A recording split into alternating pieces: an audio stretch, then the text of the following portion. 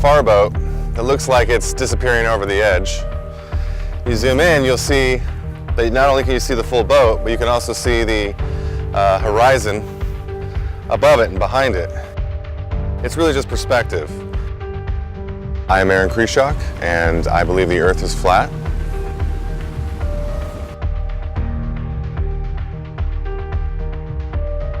I basically encountered a guy named Math Powerland who basically did this little stand-up routine. He would show pictures of the globe, and then he would say, is this a photo or a painting? Photo or painting.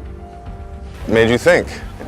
He said, if they got up there and they looked back and what they saw was not a spinning ball, do you think they would tell us? And I thought, yeah, you know, they probably wouldn't. They'd probably keep that a secret. And so I started looking into it further.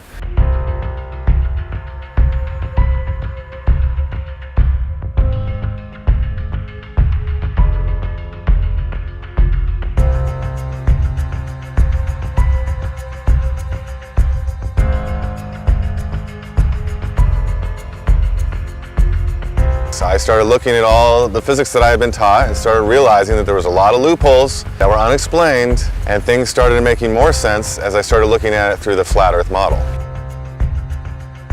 The basic model that most flat earthers would accept is that it's a round disk. The North Pole is the center, the South Pole is the perimeter, and the sun and moon and all the stars go around like this.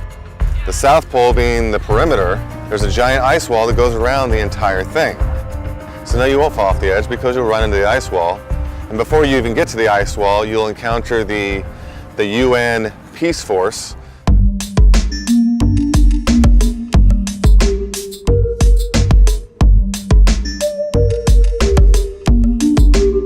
FlatEarth Meetup has been great. We're very kind of just judged, you know, by everyone. You can't really bring it up in most circles without being laughed out of the room, so it's good to just have people where everyone's on the same page. I started it because I had been looking into all this stuff and was all alone, didn't know anyone else that believed these same things. It's really helped me to kind of be in the know of what's going on as things progress. You know, the heliocentric theory has always been a theory. It has never been proven, and the only way you could even suggest that it's been proven is by NASA. But if we just suggest for a moment that NASA might be a hoax, then that would mean that we don't have proof.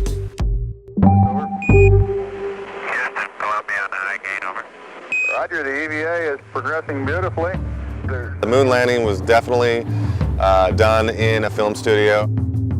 I believe that the ISS is almost exclusively done in a film studio. Most of the things we see that are in space are really just models.